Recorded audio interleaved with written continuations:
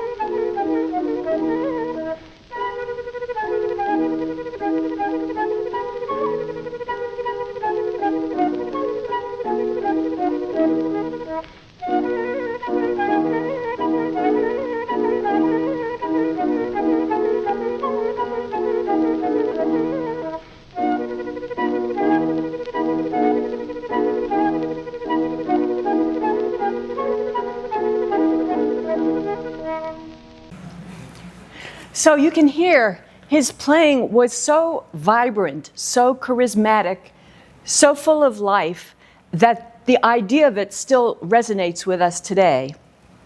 And composers of his time wrote with his sound and his playing in mind. So he premiered The Rite of Spring. Daphnis and Chloe, Ibert wrote his concerto for him. And additionally, he had this kind of 19th century operatic style of elegance and nostalgia and longing, such as we rarely hear today. It just makes you want to cry. So he had this amazing career, but interestingly, he had a second act in his career. It turned out that he was a very gifted teacher. And he could teach to a group of students such as this with gesture and mime and metaphor, and he could just transform the room, turn the room pink. And he could bring out an emotion in the student that the student didn't know they had in them. Additionally, he wrote books. He wrote a lot of exercises his entire life. He was writing up until he died. First, exercises for himself to improve on his own problems, and then he used them to help his students with their problems. 3 of the most famous books that he wrote are books that I'd like to talk about today. The first one being De la Sonorité. I find that a lot of people know about his books, but they often say they don't know what to do with them. So the first book, De la Sonorité, is about sonorité, the cognate in English. The word associated with it in English would be sonorous. So what do you think of as sonorous? What could that mean? Yeah, someone did that. That's exactly it. So you take the sound and it becomes what? Wider, rich.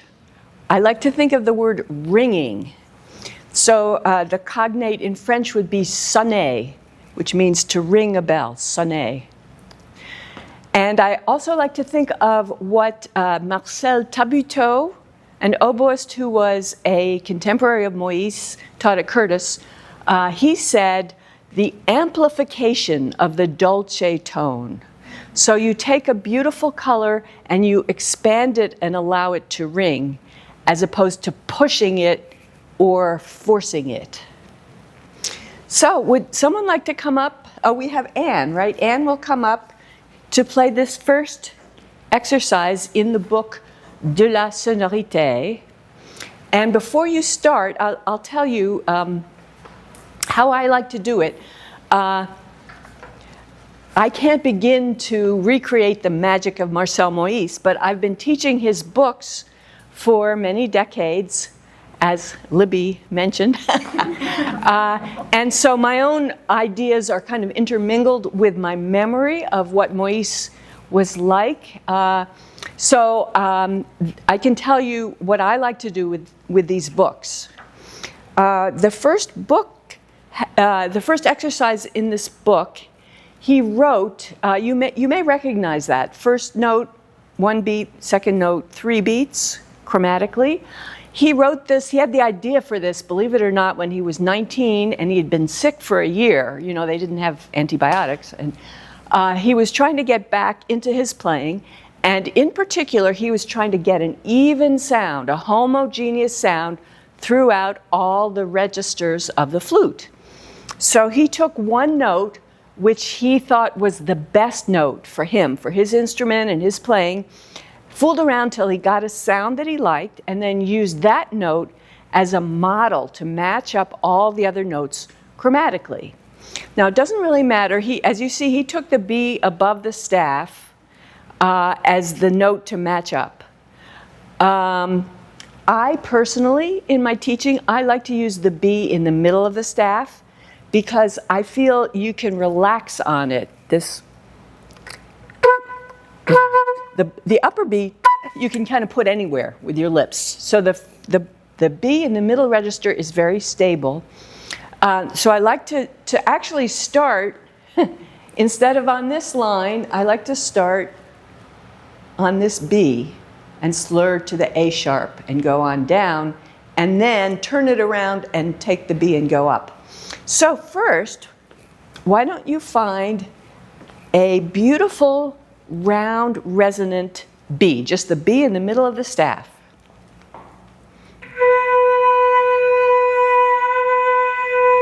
Good, good. How about turning a little? Yeah, you can have your body a little diagonal, but the flute can be facing the audience. Yeah, it kind of opens up your chest. Yes, nice. So I like to start out with kind of a gentle but concentrated color on the B. And just a caveat here that there are all different ways of playing the flute, right? And there's so many beautiful flute sounds out there. So it's not a question of right or wrong. It's a question of what you like. And actually what I love about the flute is that it can produce all these different kinds of sounds and different colors. Because, you know, we don't have a piece of wood in our mouths. We don't have a piece of cane in our mouths. So our lips are wonderfully malleable and flexible. So we can do so many things with the color. And also inside our mouths, our throat, and our lungs, everything affects the sound. That's one thing I've learned. Everything affects the sound. The flute also, the crown, the foot joint, everything affects the sound. So it's a fascinating life study, really, to try different sounds. So I like to find this round B, and what I like to do is actually try to find a color which is round like a singer. As a basic sound, I would think of a singer as ha rather than ni. And my theory is that the shape of the aperture, the hole in your lips that you create with your lips, mirrors the shape of the sound you produce. So if you have a basically round aperture, it'll never be completely round, but then you will produce more of a round sound. And if you have this smile embouchure, I'm sure you've heard about, pulling back the corners, it produces more of an E sound. And I think it also makes it much easier to crack, especially in the low notes. So I like to try this forward kissing motion. You want to try that on the B? Don't worry quite so much what it sounds like, but just to feel that. Yes, yes. So it's kind of a concentrated color. Now, if that's all it were, it would be rather shallow. So to make a deeper sound, I like to think of dropping my jaw. Now, my students have all heard this, drop the jaw, and my young daughter, when she used to imitate me teaching flute lessons, she would say, drop your jaw. So try the B, and then try, actually, just like opening your mouth. Yes, so you get more of the bottom to the sound, that dark bottom to the sound. So there's so many things you can do to enhance the sound, and you can experiment at home when you're practicing. It's an experiment. You don't have to sound perfect when you're practicing because you're trying different things to see what works and see what you like. So another thing that I like to do to enhance the sound, to find the resonance in the sound, is to drop the back of my tongue. Oh, you can try that. It's actually kind of like a trap door. You can actively drop the back of your tongue. Feel that? And this apparently is what the great flutist William Bennett, one of the things that he did to achieve his amazing sound, which kind of came from all corners of the room at the same time. So I want to try that. Try the middle B. And then try, drop. Yeah, which adds some resonance. Mm-hmm. And then another thing I like to do, which is controversial, but this is a Julius Baker thing, which is to put air in your cheeks. Now, I actually heard Paud talking about this recently. And what I find, it's not right behind your aperture, because that would blow out your aperture, but low, like a resonating ball of air low in your mouth. And this does several things. One, it actually enhances the sound. It resonates the sound, and it's kind of like shock absorbers. It allows you to move from note to note more smoothly without bumps. And then the other thing is, if you're doing this, you know you're not pulling back the corners of your mouth. So it's a real shorthand way of of allowing you to relax. Want to try the B and then try a little bit of air in your cheeks? Yes. That was great. Did you hear it went, ah?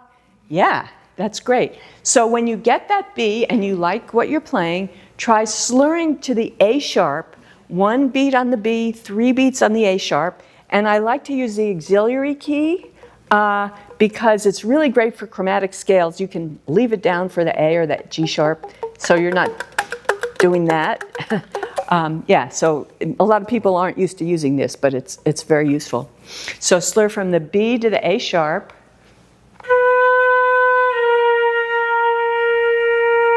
Yeah, and you can catch this key with just the side of your finger, so you don't have to actually put it on there. You can lean your finger over.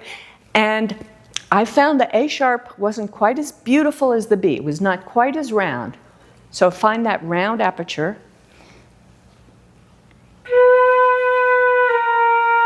Yes. And next one.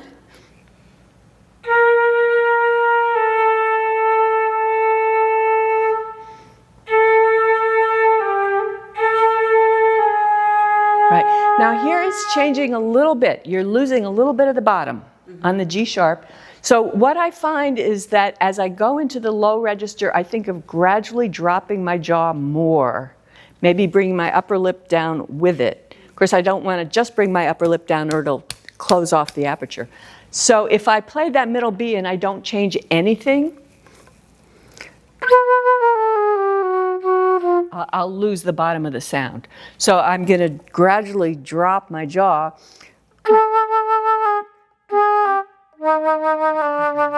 so that I keep finding the dark bottom of the sound. So from A to G sharp, try to match the G sharp to the beautiful A you had, maybe a little dropping your jaw for the G sharp.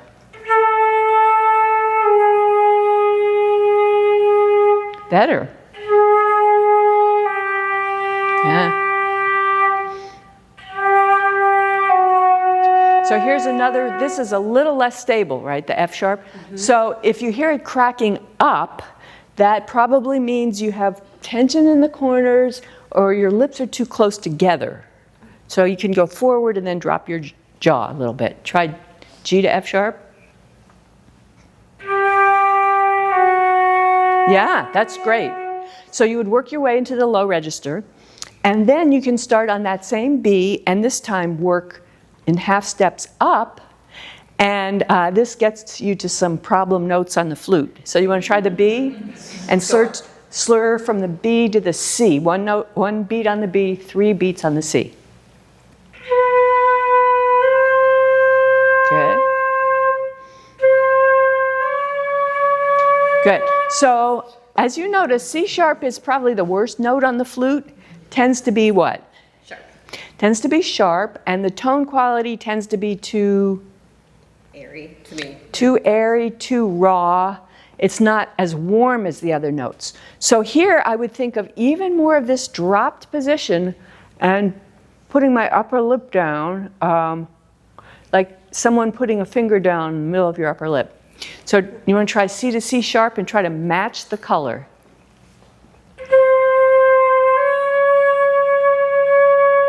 That's much better. And then C sharp to D. Yeah, and D is a nice round note, like a good glass of red wine, right? So you can really resonate on the D, and then D to E flat.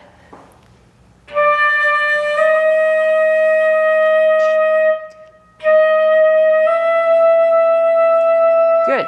So here, D sharp and E, F, F sharp, G, even A, up to A flat and A. The middle register notes have a different problem from the lower notes. They tend to be what?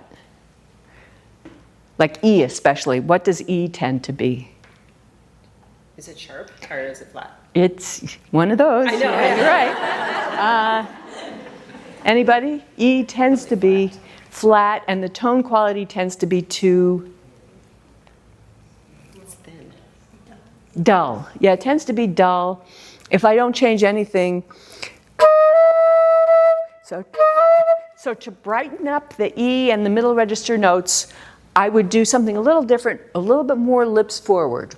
So the aperture's still round, maybe a little bit smaller, which sends the air through under more pressure, which brightens up the sound, and maybe using a little bit more air. So I want to try D sharp to E. Yeah, match the E to the D sharp. The E was a little bit airier than the D sharp, so maybe lips forward for the E. Yes, yes. So you can work your way up that way. Then when you get to the D of 2 ledger lines, you're officially in the high register. The high register has its own problems. So the high register tends to be what?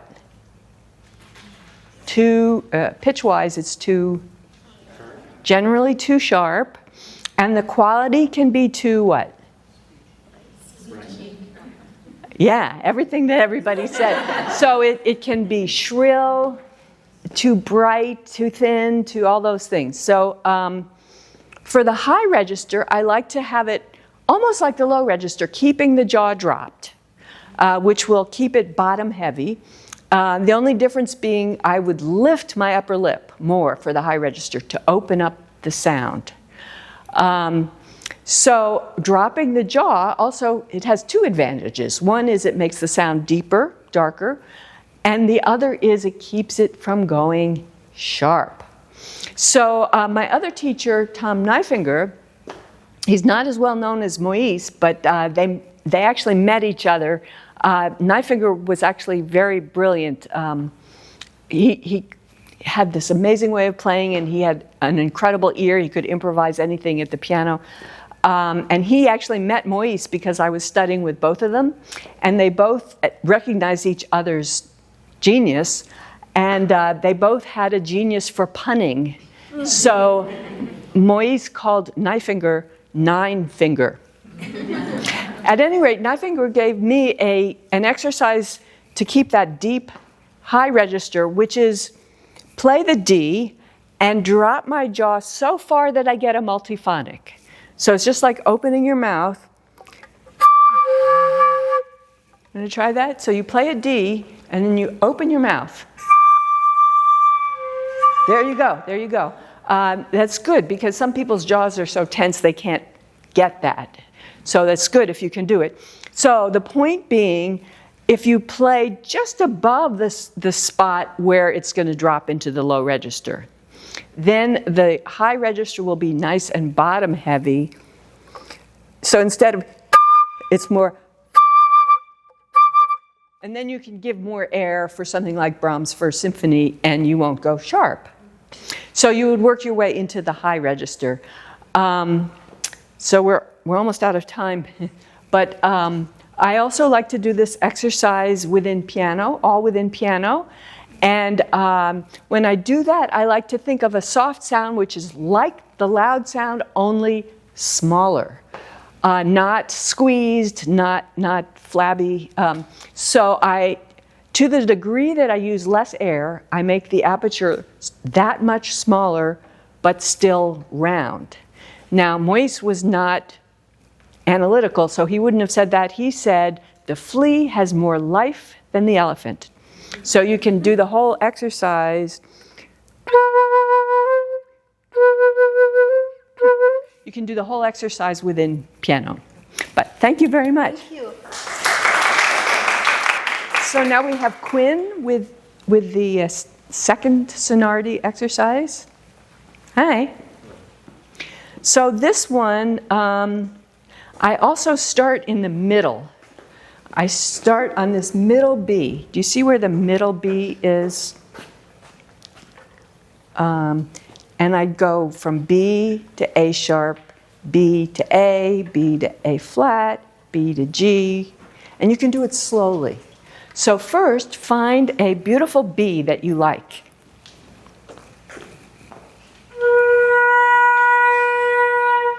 Good. Try that dropping the back of your tongue and try a little air in your cheeks.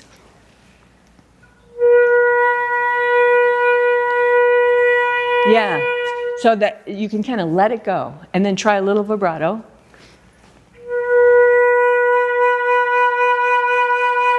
Good. And think of the vibrato as a little narrower and faster, like a violinist. Yeah, beautiful.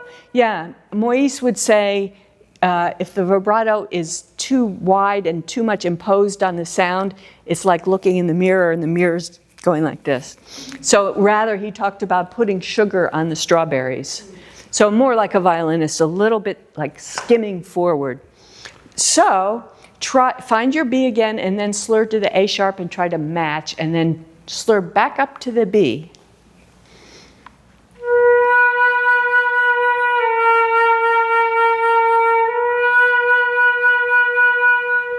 Yeah, beautiful. And when you make the note change, think of the air and the vibrato going, going, going. You don't even know when the finger's going to change. It's like on a conveyor belt.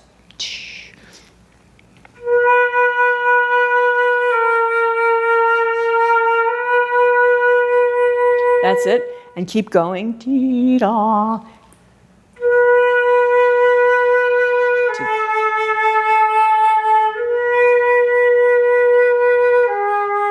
That's it. So when you get to the G, maybe drop your jaw a little bit more.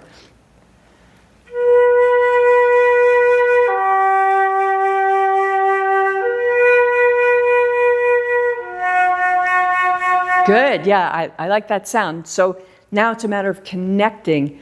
Kind of think of dropping your jaw before you get to the low note. Dee-da. I'm going to try that. Dee-da. Dee-da. Almost as though you're playing all the notes in between. Dee-da. Yes, exactly. One hint about the low register of the flute, from that C sharp in the middle register where you've got all your fingers up, then you put down one key at a time all the way down to the low B. These notes are all what we call fundamentals, right? And then starting at the next D, the C sharp, we have no more fingers, and the next note, the D, is going to have to be a harmonic, right? So it's actually the first harmonic, and then we open this key to make the column of air vibrate in two parts. So we get that first harmonic. Theobald Böhm in the early 19th century designed the new system of flute, and he put this key there, and we still have it, and that's why. So the moral of the story is the whole low register is fundamentals as opposed to harmonics, so it will not crack down, right? No matter what you do with that B you started on, it's not going to crack down. It'll only crack up, right? Only crack up. So in that sense, you cannot be too loose on the low register. You can only be too tight. It's only going to crack one way. So you can afford to just let go of your embouchure. You want to try a little of that just where you left off?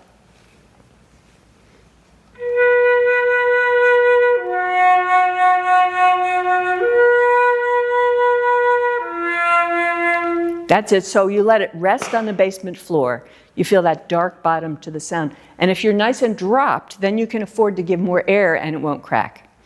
So then you can do the same thing going up. Want to try the middle B to C to B to C sharp to...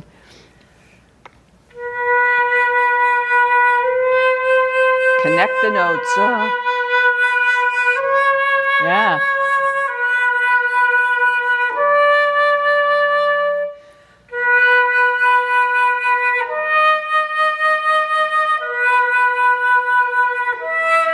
Good, good. So you may have to change your embouchure, like for the E, you did that. You can do it before you get to the note. So sometimes with a big interval going up, I like to think of increasing the air pressure before I get to the higher note. So it's like an airplane taking off. The airplane doesn't go, but it goes, up. So almost a little crescendo on the note before. So maybe B to E, you want to try that? Die. Yeah, that's the idea. So I find this exercise is a really great warm-up I used it one time when the St. Paul Chamber Orchestra's plane was late, and we arrived at Carnegie Hall with 10 minutes to spare before we had to go on stage. So I did this exercise, and it really stood me in good stead. So I was warmed up. The other thing that Moyse talked about was taking this exercise in staccato, all notes in staccato.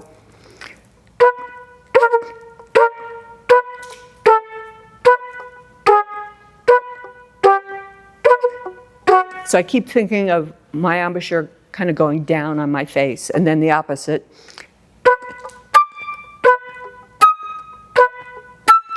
So it's very useful that way too. So thank you very much. So the next book we have is Moyse's book, 24 Petites Etudes Mélodiques, which is 24 little melodious studies. And this is a classic book. It's just little etudes that he wrote to illustrate different musical problems or ideas. And the first one, I think, is especially useful, especially important, because it illustrates a typical phrase shape. So, who do we have? Lexi, could Lexi come up and play this little etude, and we even have an accompaniment for it. You could check your A with the piano.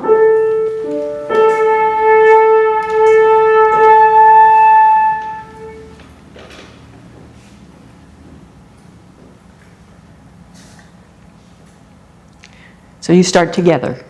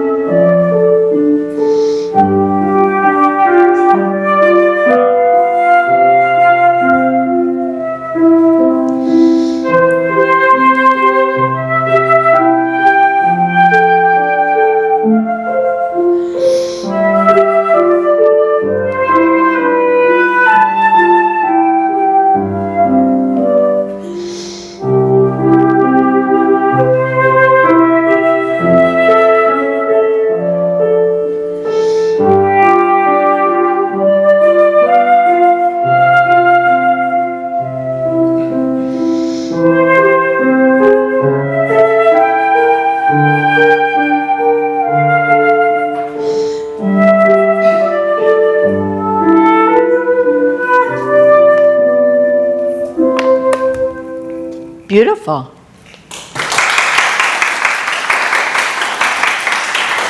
Very musical, and you got more warmed into it on the second phrase. Yeah, that was really good.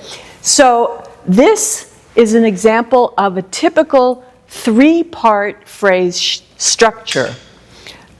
Composers often say something three times, each time with a little more emphasis, a little more feeling, conviction, and then have a little tail or ending. Moyse said that Mozart said it three times and smiled, and Beethoven said it three times and cried. So very often you have this little two-measure phrase shape. Can you play the first two measures for us?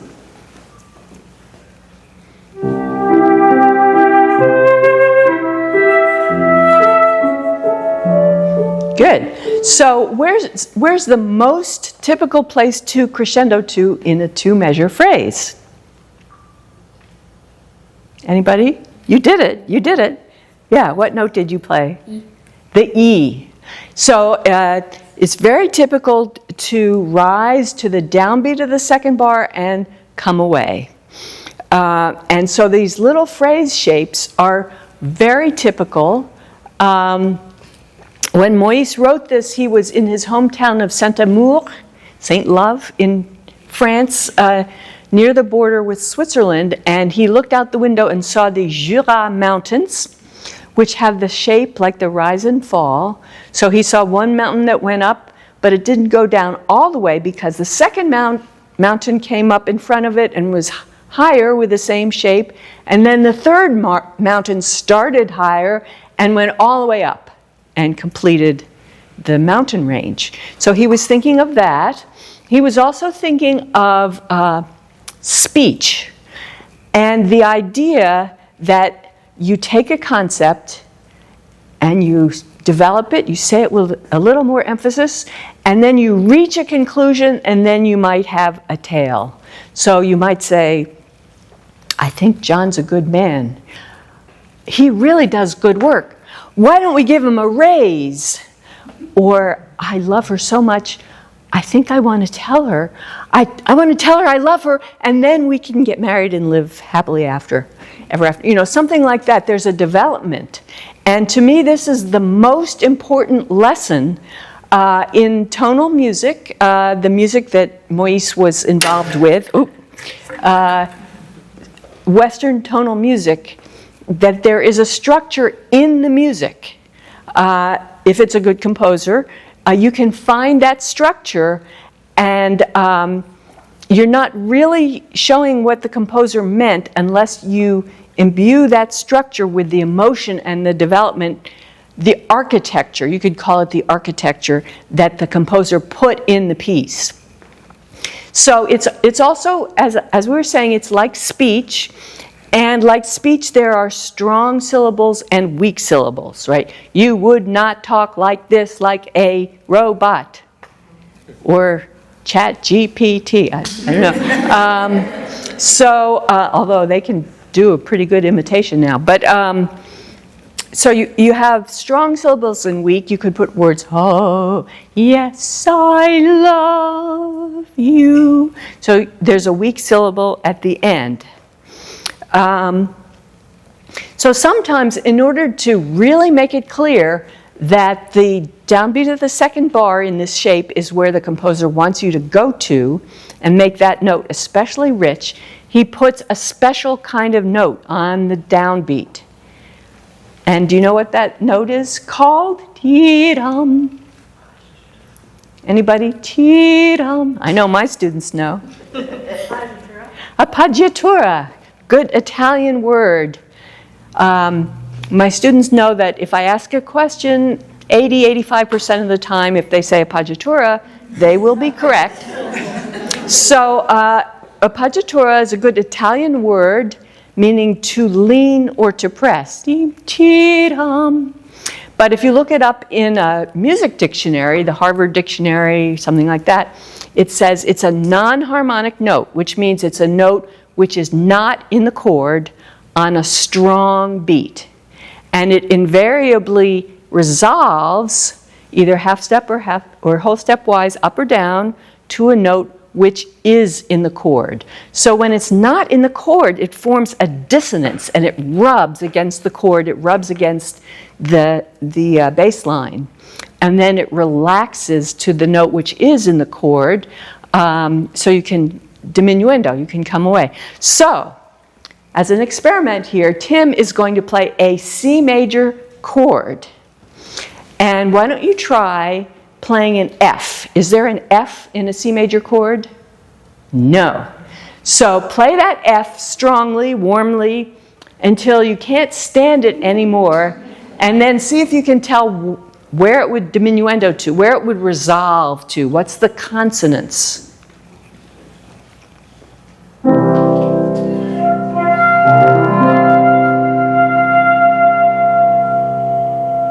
Can you hear where it wants to go? What note in the chord? Yeah. I see you doing it. Play it. Yeah. That's it. The F resolves to the E, which is the third of the C major chord. According to voice leading, that's the way it wants to go. That's exactly right.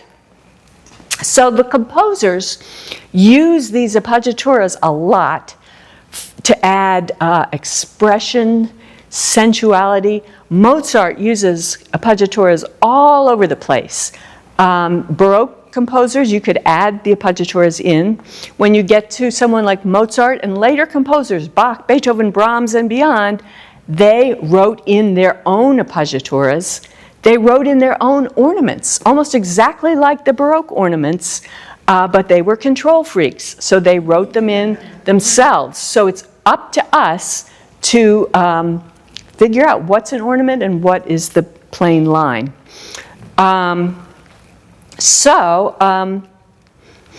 Try this again, and See if you can feel the richness on the appoggiatura and relax on the resolution.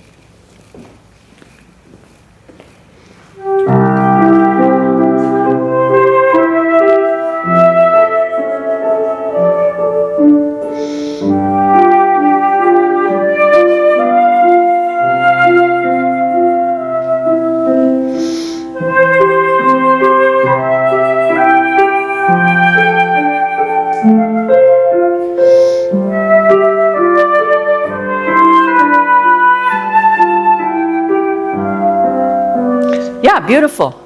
Yeah, and I like the way you started the second little phrase a little bit more, and you crescendoed a little bit more, so that you have this architecture. Now, the third phrase goes to an F natural. That's a little different.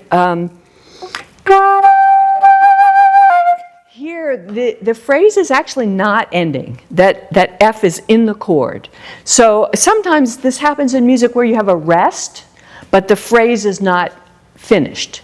So then we can do this kind of singer's breath where we phrase over the rest. You want to try the third little phrase and try crescendoing almost to the rest, and then breathe.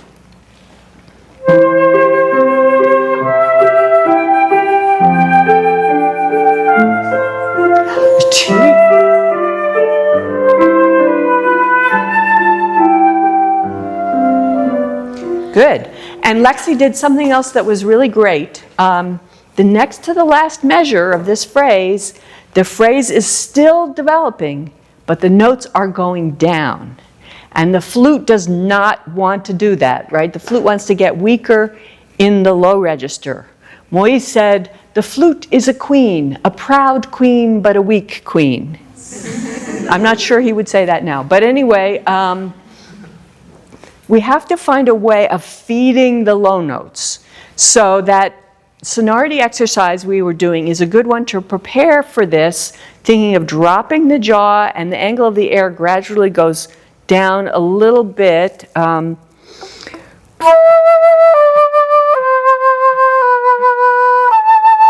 So that the high A doesn't stick out. You crescendo all the way into the high A, and you did that. That was really good. Okay, thank you very much. So, as we were saying, later composers added in a bunch more notes, but they might actually have a very simple kind of a skeleton or a melody within all those notes. So it's our job to decompose the music, to find the original melody, and then we can figure out how to shape the melody, even though there are a lot of other notes. So for example, I could play this etude like this.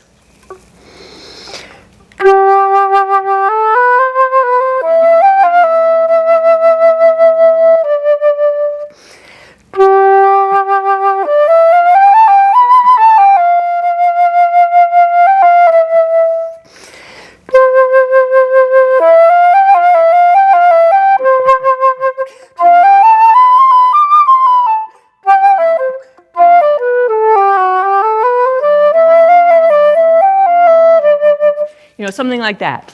So then you'd have to take out all those notes to find the skeleton. So next we have a variation, another way of disguising the melody, which is to have it all in smaller notes, to have it all in eighth notes, but it's still the same melody shape. So we have Victoria to play the variation on this same melody.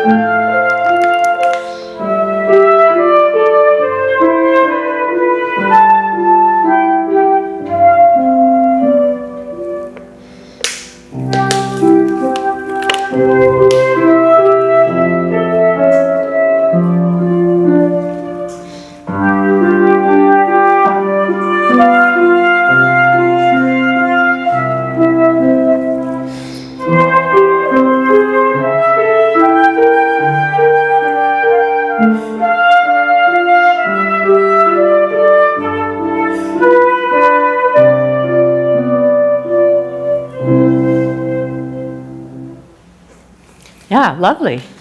Yeah, could really hear the development of the phrases. So that was beautiful.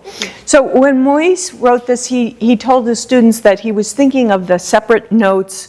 They've got dots, but there's also a slur.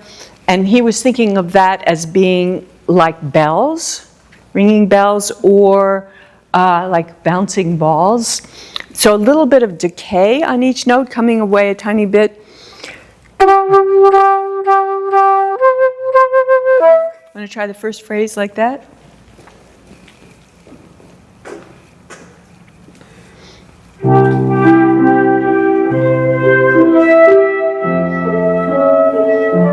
Good.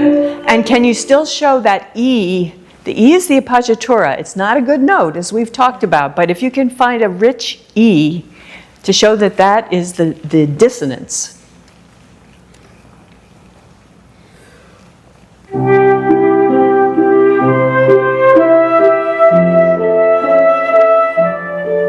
Yeah, beautiful. And I liked your breath. You got a really good breath that time.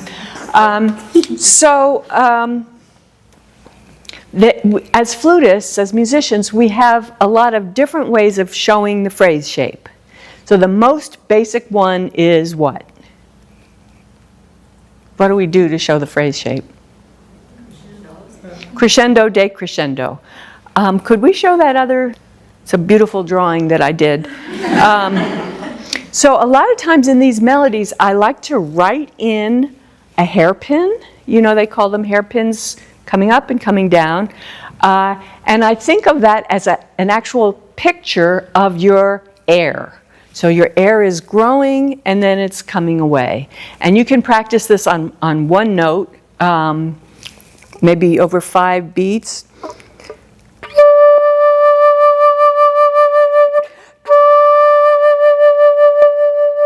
And then my teacher, Nyfinger, did it coming away over 4 beats, 3 beats, 2 beats. And each time I'm thinking of lips forward as I get softer so it doesn't go flat.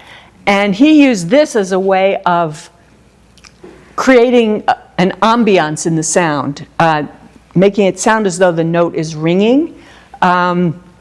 Because, of course, when a string player plays a note on the string, it literally rings. It literally vibrates after you stop playing. We don't have that. But we can give the illusion of that by doing this quick diminuendo. At any rate, this picture of the phrase shape, as you can see, every note participates in the phrase shape. So it's not like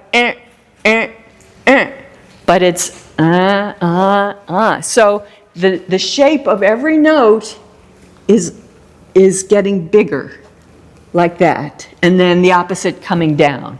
So every note participates.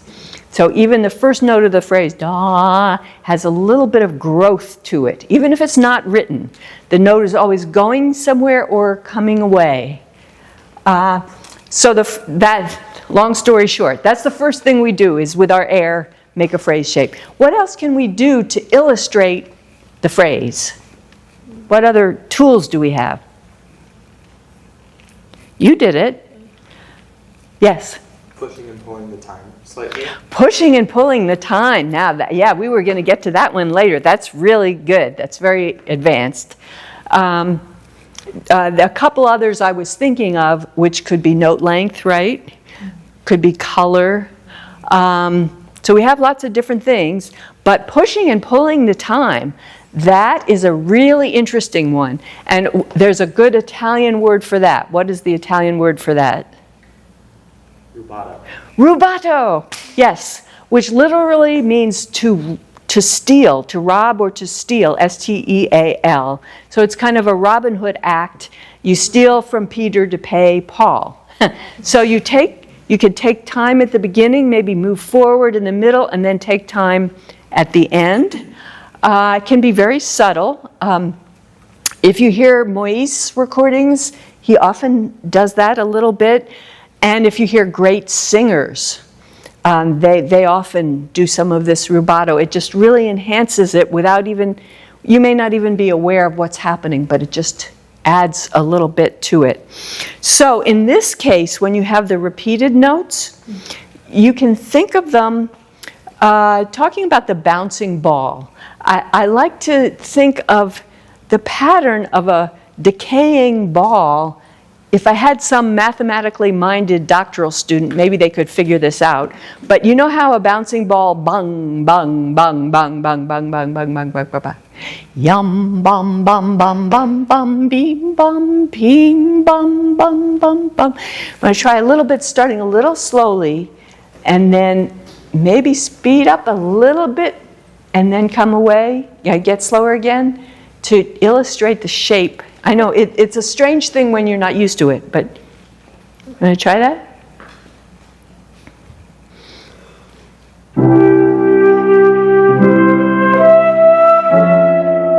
Yeah.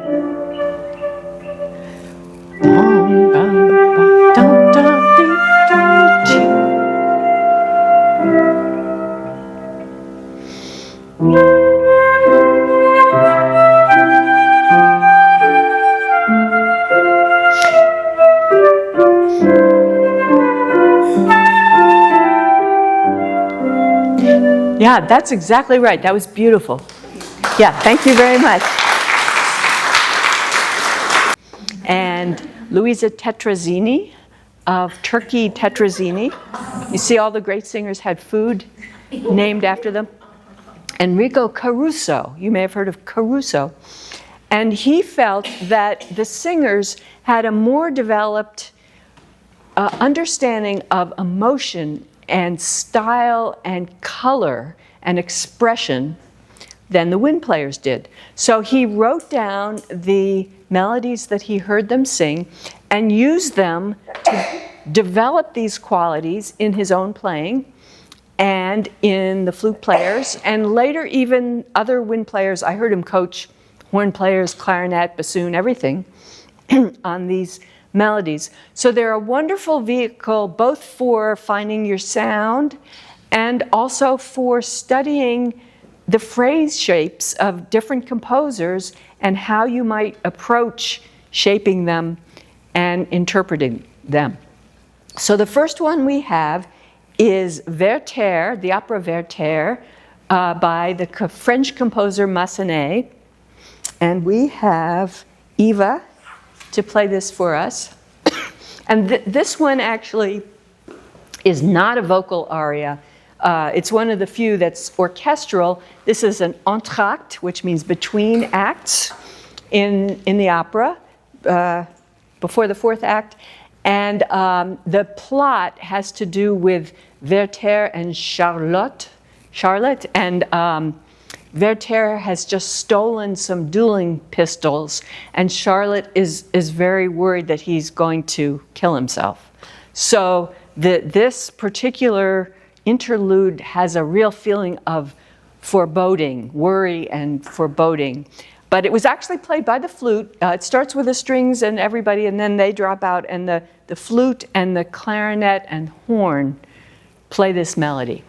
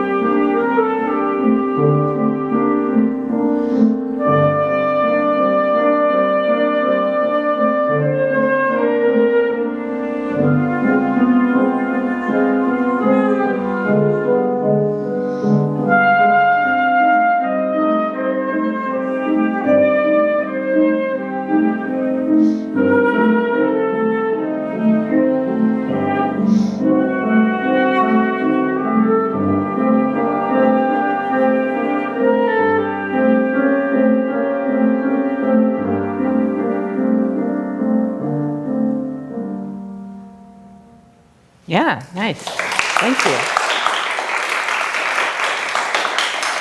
So you may notice the excerpt starts with an accent. It's not a hard accent. It's more like a singer's accent. Ah, ah. If you hear some of these great singers, like especially Pavarotti, he had so much air pressure that it kind of sounded like he was going to explode. So much support. Ah, ah. I think that accent is kind of more like that. But in talking about a note always having direction, I think once you do that opening, you can come away so that you can grow again. So it's almost like a mosquito that's getting closer to your ear. So not only is it's not just getting louder, but you can do it with the color, getting a little bit darker. Within the sound, the phrase is developing. So you want to try that, and try, before you start, you have all the time in the world. You can take a really good breath, starting low and around the rib cage and up here, or you can even take another breath on top of that, and I bet you can get through the first phrase. So try just the first phrase.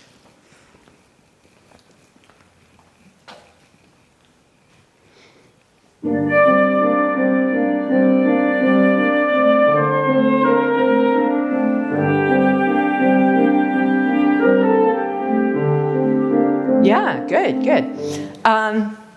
So what makes this melody particularly hard on the flute? What's unusual about it? I guess the range, and then it's asking you to crescendo when you're going down. Exactly. So it's just what we were talking about before.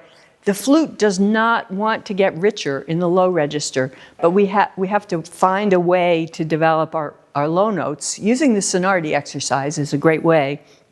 Gradually dropping your jaw more. So what would be the hardest interval in this first phrase?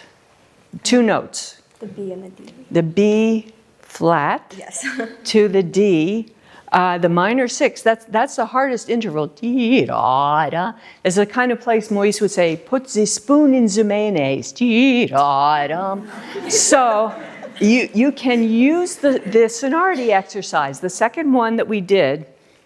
Play the B flat, find a great B flat, slur to the A, back to the B flat, A flat, B flat, G, B flat, each one successively down chromatically, and each one drop your jaw a little bit more, so you keep getting the bottom of the sound, the dark bottom of the sound, let it rest on the basement floor. Want to just try that as an exercise? Starting on the B flat. Starting on the B flat.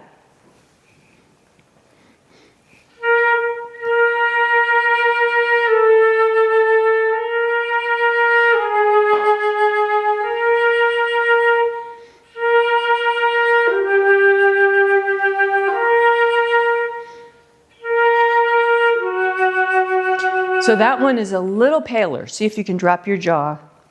You can use a thumb B flat, might be easier. Yeah.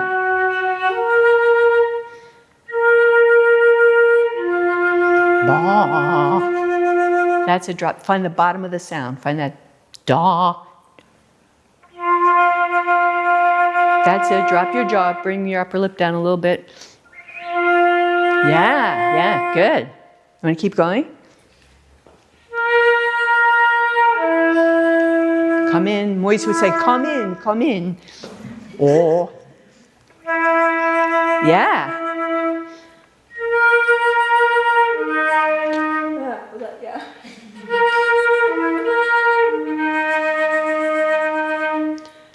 Yeah. So you found your low E flat. Yeah, okay. Actually, you need a D, don't you? Okay, yeah, try one more interval. Sorry.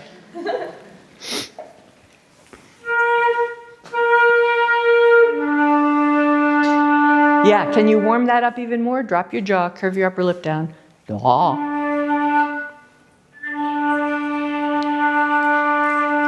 Yeah, so with my younger students, I would say it's the bunny rabbit. So the aperture goes straight down on your face.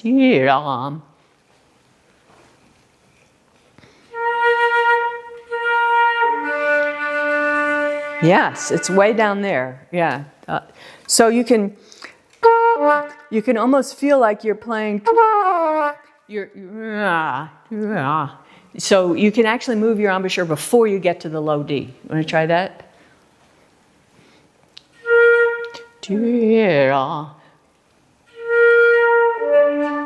Yeah, not with your head, just your lip. I mean, it's very natural to want to do it with your head, but what's the problem with that? It smothers the sound. Yeah, so it's good to be able to do it with your lip.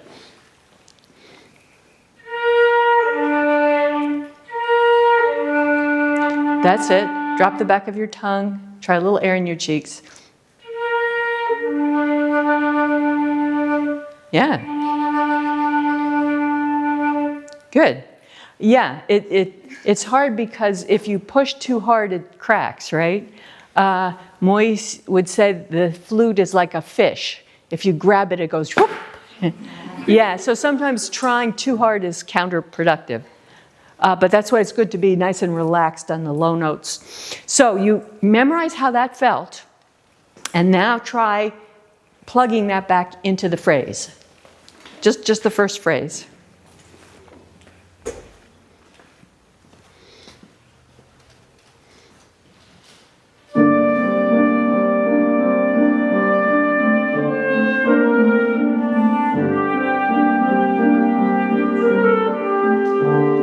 Beautiful, and you made it in one breath. That was really good, really good. Yeah. On the second note, on the C natural, you could do also some of this dropping the jaw and bringing your upper lip down.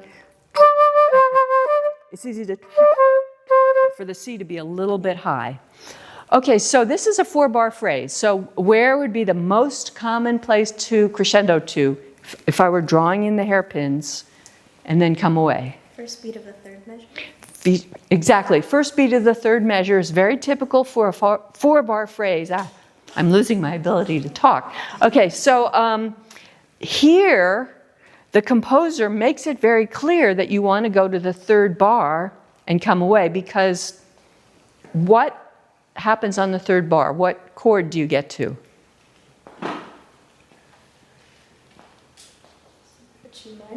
Yes, this is not a trick question. Right. So you arrive back at G minor. And then what is the B flat? Da-dee-da-dum. What's the B flat in G minor, in a G minor chord? The third. It's just a third. And what's the A? Dee-da-da. Passing. Passing tone, right, a kind of an ornament. So basically you've already arrived at your tonic in the third bar. And all the rest of it is just, it could all just be one note. Could all be the G, but that would be boring. So he writes a Baroque ornament. So that's how you know it's all coming away, because it's a weak ending, you know. You've already arrived. They used to call that a feminine ending, but we won't mention that. So, yeah, so do you want to try the G and hear what's happening in the piano? This is just right on the third bar. Play the third and fourth. Third and fourth bar.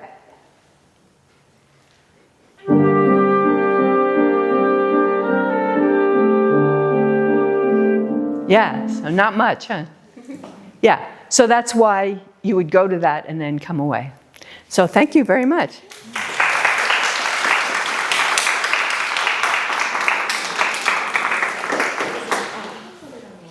So the next melody was one of Moyse's favorites, from Fortunio by Messager, another French opera. And this melody, J'aimais ma vieille petite maison grise, which means I loved my old gray house. So it's about, he's thinking about his childhood with longing and nostalgia. And it's, of course, very useful to hear great singers sing these arias. And I was going through YouTube and I found this incredible performance by Julia Bogorad. So first I'd like to play some of that for you.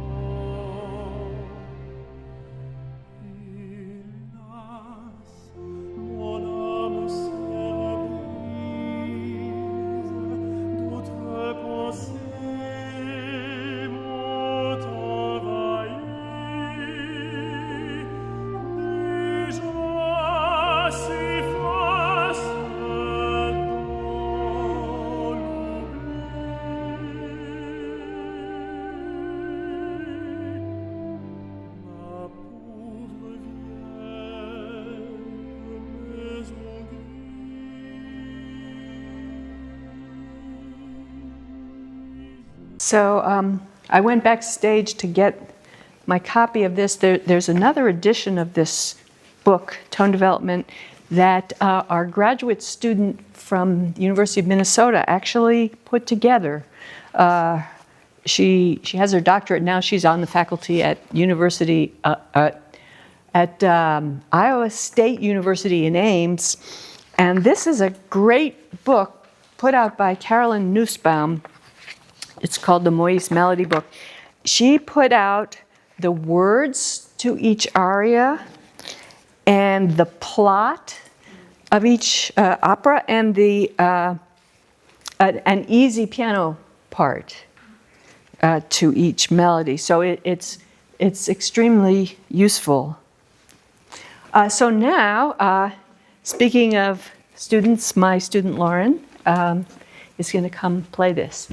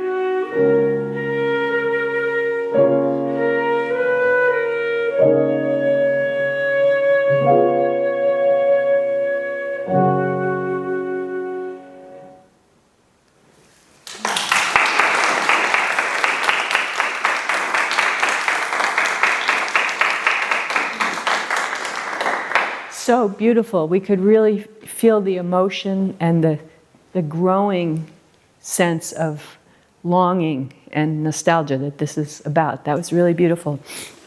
So even the first two notes, as Lauren did this, everything has a little bit of a shape, right? So the first note is a pickup, right? It has a little,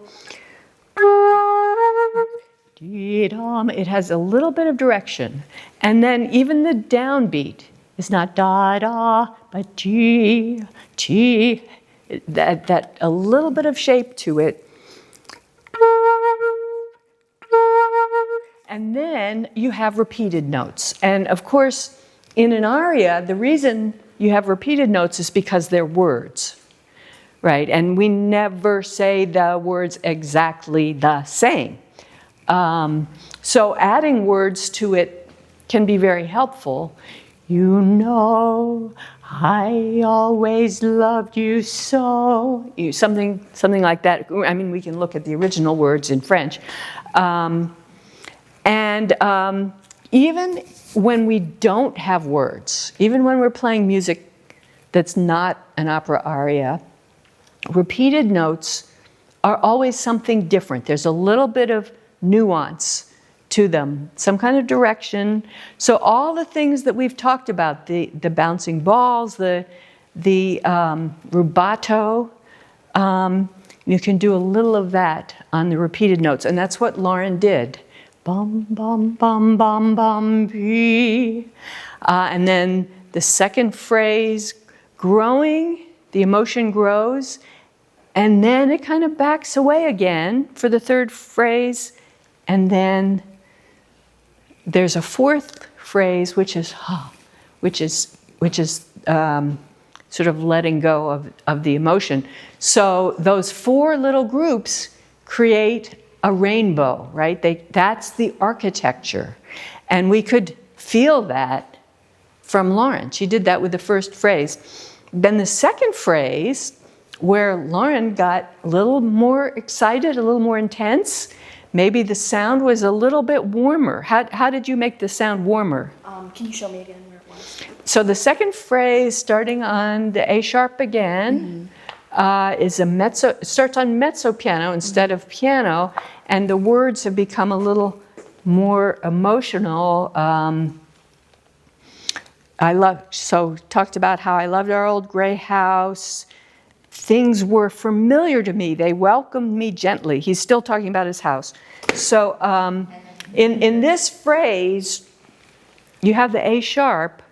A lot of times you can find a scale within a phrase.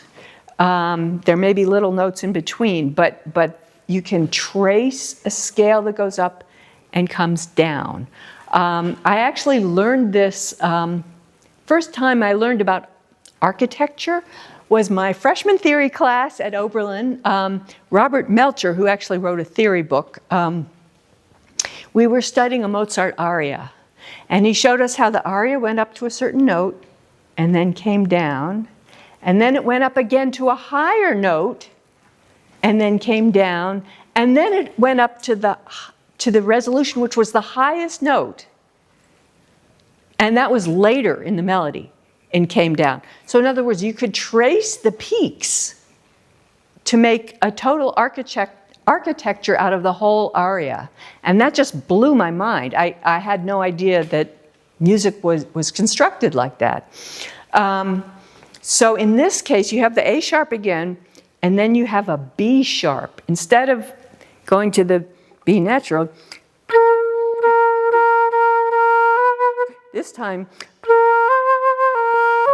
you have it going up. The sharp, raising the B natural, makes it kind of a ladder. It's creating more tension, more emotion, and it's sending the phrase up. So that's where Lauren actually got more excited and the sound got more warm. And then at the very last phrase, you can see there's a pianissimo, kind of, again, finding a different color, which you did creating something with the pianissimo to go along with the emotion of that last phrase, which is, alas, my heart has now seen otherwise. Other thoughts have invaded me, and already my poor gray house is fading from my memory. So you can do all of that with the color and the emotion and the shape. Want to just do that last phrase, the pianissimo, 3 pianos? Wherever you want. Let's see. Here it is. Okay. So it's just remember, it's the last gasp. Where is this? I don't know. Do you have a pianissimo? At the very end. This one. Okay. Yeah.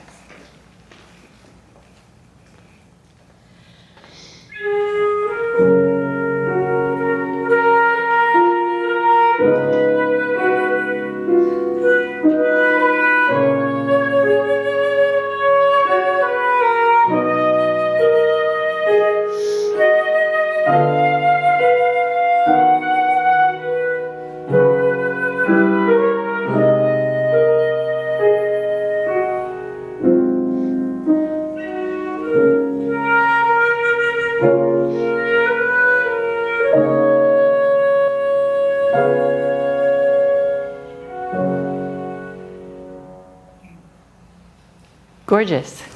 Thank you so much. And thank you to Tim. Fantastic playing.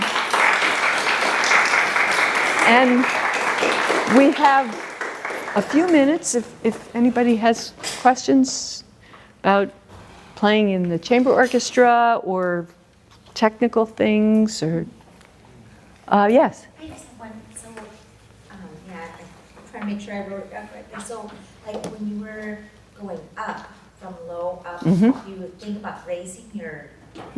Lifting my upper lip to open up the sound. Nightfinger talks about getting the upper overtones in the sound. Yeah. Yeah. So the air in your cheeks, can you Yeah. do that in the higher register too? You know, I do.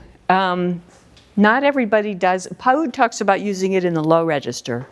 But I think Baker used it, Julius Baker, used it all over. You can actually see it in his cheeks because they're vibrating because they're free. I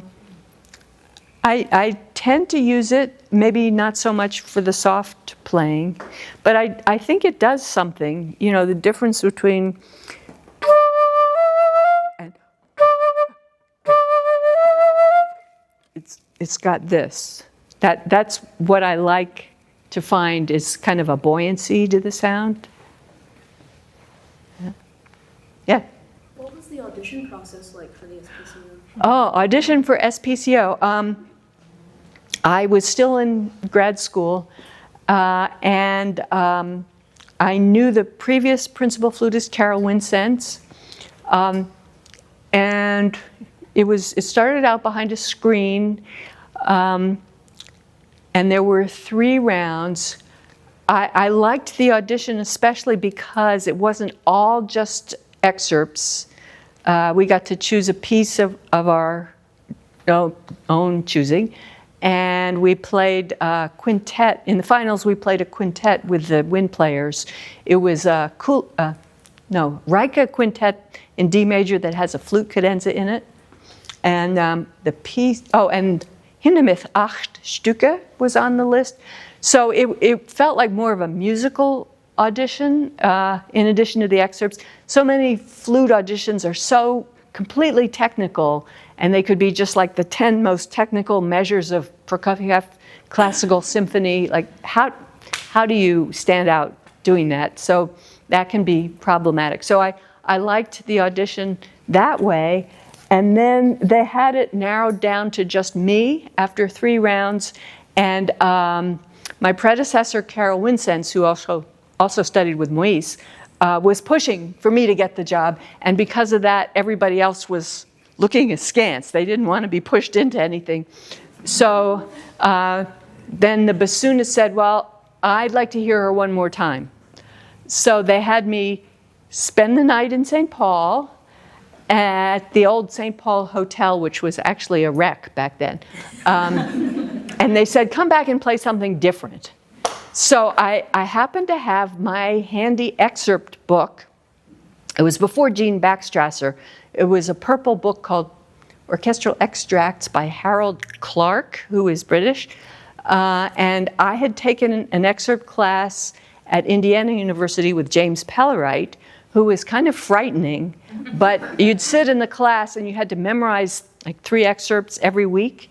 So he would go around the group, you, Bartok Concerto for Orchestra, Schumann's First, blah, blah, blah, blah, Carnival of the Animals. And so it was terrifying, but if you could get through, and it was retroactive, you had to remember all the ones from previous weeks. So if you could get through all of that, then an audition was a lot easier. So I took out my excerpt book and I just started playing one after the other. And that's what got me the job. Yeah. Any other questions? Okay, well, thank you very much.